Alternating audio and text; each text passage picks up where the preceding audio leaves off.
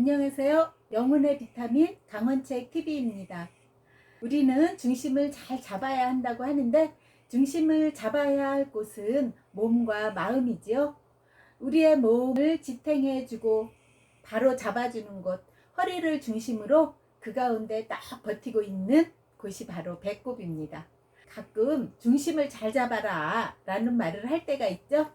그 중심의 깊은 뜻은 바로 배꼽에 있습니다. 우리 몸의 상하, 좌우를 바르게 잡아주는 곳이죠. 그 배꼽은 어머니와 직접적으로 연결된 통로이기도 하고요. 오늘은 배꼽이란 이름의 시집 옴파로스를 소개해 드릴까 합니다. 바로 손길의 수필가이자 시인의 두 번째 시집이죠. 손길의 시인은 2001년 한맹문학을 통해 수필로 2002년 문학공간에서 시로 등단했습니다. 중랑문학 대상을 수상했고 한국문인협회 회원, 글빛날의 수필 동인이고 논술학원 원장입니다. 시집 옴파로스는 2019년 한강출판사에서 출간했습니다. 시집 옴파로스 책머리에서 손길의 시인은 저에게 책은 밥이요 산책은 물입니다.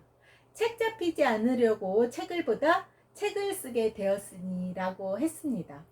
시인의 짧은 글이지만 참 많은 뜻이 내포되어 있네요. 책을 그만큼 좋아하고 많이 본다는 뜻이고 그러다 보니 책을 쓰게 되었고 또 가르치는 사람이기도 하고요. 손길의 시인 참 멋지십니다. 옴파로스는 총 4부와 부록으로 되어 있습니다. 제1부 그리스인 조르바입니다. 그리스인 조르바, 목마와 쿠키, 장미의 이름, 아큐, 쓸모 등 29편의 시가 있습니다. 그리스인 조르바와 카잔차키스가 도원 결의를 했다면 그들은 돈의 꿀맛을 제대로 보았겠지만 조르바는 아마도 자유로운 영혼이 되지 못했을 거고 아큐에게 스마트폰을 주면서 피에르 몬드리안을 찾아보라고 하면은 줄 그어놓고 그림을 그렸다고 하면서 자기가 더 쓸모있는 인간이라고 정신승리법을 외치지 않았을까 합니다. 그럼 일부에 실려있는 시 29편 중 한 편을 소개해 드릴까 합니다. 스마트폰, 손귀래. 급하게 연락할 일이 있어 스마트폰을 켰는데 까맣다. 심폐소생술 하듯 클릭 쿨럭 그러나 싸늘하다. 허겁지겁 하얀 줄을 찾아 딱딱한 혈관에 꽂았다. 네모난 수혈팩에 초록색 혈이 서서히 차오르고 내 얼굴에도 화색이 돈다. 남편 없이는 견딜 수 있어도 스마트폰 없이는 1시간도 견디기 힘들다. 요즘 우리의 하루 일상은 스마트폰으로 시작해서 스마트폰으로 끝나는 것 같습니다. 엊그제 TV를 보는데 아침에 눈을 뜬 엄마가 어디론가 전화를 합니다. 2층에 있는 아이를 깨우는 거더라고요. 엄마의 따스한 손길과 숨결로 깨우는 것이 아니고 스마트폰으로 깨우더라고요. 저 역시도 스마트폰을 종일 들고 산다고 해도 과는 아니거든요. 그만큼 스마트폰은 이제 우리에게는 없어서는 안 될 존재가 되어버렸죠. 정말 남편 없이는 살아도 스마트폰 없이는 못 살까요? 저도 한번 실험해 봐야겠습니다. 2부는 옴파로스 편입니다. 명함, 산호라면, 어머니의 주름, 태능시장, 너는 사랑새, 손바닥에서 피는 꽃, 아버지의 모자, 엄마의 화장대, 오래오래 살고 싶어요 외에 지성이 민주의 바보 할매의 할머니의 말씀, 의사 양반은 도채비요. 거짓말 좀 하지 마세요 어머니. 우리는 배꼽에서 배꼽으로 이어진 플로라의 후손들이라고 어머니의 수첩에 삐뚤빼뚤 다 적혀 있던데요. 그 중에서 시 한 편 함께 나누고 싶습니다. 책 이름이죠. 옴파로스. 옴파로스 손귀래. 아기가 엄마 품에 동그랗게 안겨 고요히 젖을 빤다. 동그란 입으로 동그란 젖꼭지를 빤다. 완벽한 고요다. 엄마는 아가와 동그란 눈을 맞추고 아가는 엄마와 동그란 눈을 맞추고 동그랗게 동그랗게 아가와 엄마가 동그라미가 되었다. 우주의 원형을 보았다. 사랑은 0이다. 사랑은 동그랗다. 사랑은 우주의 배꼽이다. 우리는 이 둥근 우주 공간에 배꼽에서 배꼽으로 이어진 사람들이죠. 엄마와 아기의 무한한 사랑으로 시작된 때부터 이어지고 사랑의 원형 배꼽 옴파로스. 사람이 중심이고 사랑이 중심이어야 하는데 21세기인 지금 그 원형이 조금씩 깨지고 있는 것 같아 좀 안타깝지만 사람이 그리고 사랑이 중심이라고 믿고 행하는 사람이 많기에 악이 판쳐도 우리는 승리할 거라고 믿습니다. 그리고 3부는 봄날은 간다 편입니다.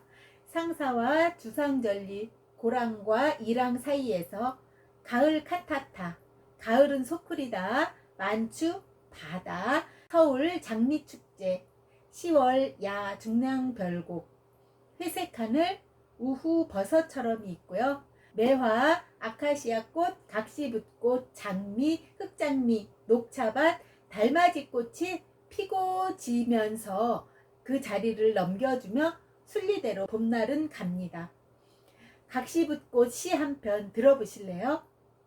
각시붓꽃 손길에 산책로에 함초롬이 피어있는 각시붓꽃 한 포기 아침 햇살 받아 자수정처럼 영롱하다.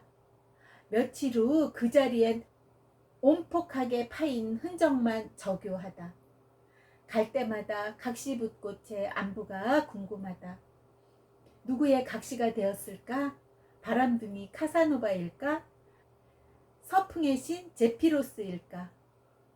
그러게요. 누군가의 고운 각시가 되었으면 좋으련만 자리 못 잡고 살기 힘들어서 애면글면 하다가 죽지는 않았는지 너무 속상합니다. 얼마 전 저희 집 대문 우체함에 작년에 이어 올해도 새가 집을 지어서 알을 품고 있더라고요.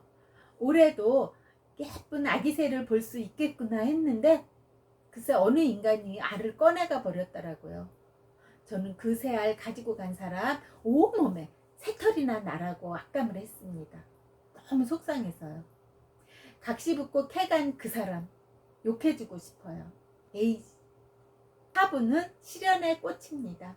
시지프스, 키움, 한때는 끼리끼리 낡은 봉투에게 격렬한 시간, 먹골배, 법흥사 정멸보궁, 비야 내려라를 포함해서 21편의 시가 있습니다. 그리고 마지막 부록으로 손길의 시인이 가르치는 학생의 글이 몇 편 실려 있더라고요.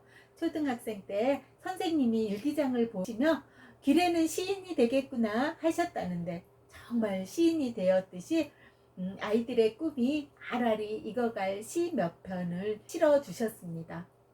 그 중에 한 편 소개해 드릴게요. 망우산 어린잎, 서울 중화초등학교 문형민 어린이가 지은 시입니다. 망우산의 왕성한 넝쿨줄기, 여름이 깊어갈수록 온 산을 휘감네.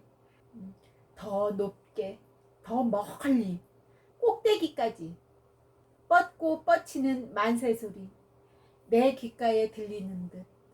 엄청난 넝쿨 속에 손바닥 어린잎, 강한 비바람 속 살아남은 어린잎 유관순 열사.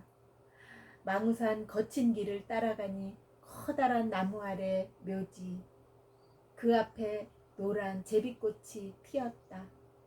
2019년 망우리 문학제 최우수 작품상이라고 합니다. 망우산 사색의 공원에는요, 국립묘지에 안장되어야 할 국가유공자들이 잠들어 계십니다. 지금은 구에서 잘 관리하지만 그래도 좀 죄스러운 마음입니다. 망우 사색의 공원을 오가는 많은 사람들과 어린이들에게 나라 사랑하는 마음이 계속 이어졌으면 하는 바람입니다. 이렇듯 손길의 시인도 자신의 선생님처럼 제자들에게 시인이 되겠구나 라고 해주셨을 듯 합니다. 머지않아서 멋진 시인이나 수필가, 문학인이 나올 듯 하지요. 우리 몸에서 중요하지 않은 것은 없지만 그래도 생명 탄생과 직결되는 중심, 바로 배꼽, 옴파로스. 어머니의 어머니, 그 어머니의 어머니, 대대손손 물려받고 이어져 온 그 끈을 소중히 여기며 살아가야 한다는 가르침을 은연중에 얻은 귀한 시간이었습니다. 오늘은 손길의 시인의 시집 옴파로스를 소개해 드렸습니다. 강원책TV 애독자님, 나를 이 세상에 있게 해주신 아버지 어머니께 감사한 마음을 전하는 오늘 되십시오. 고맙습니다.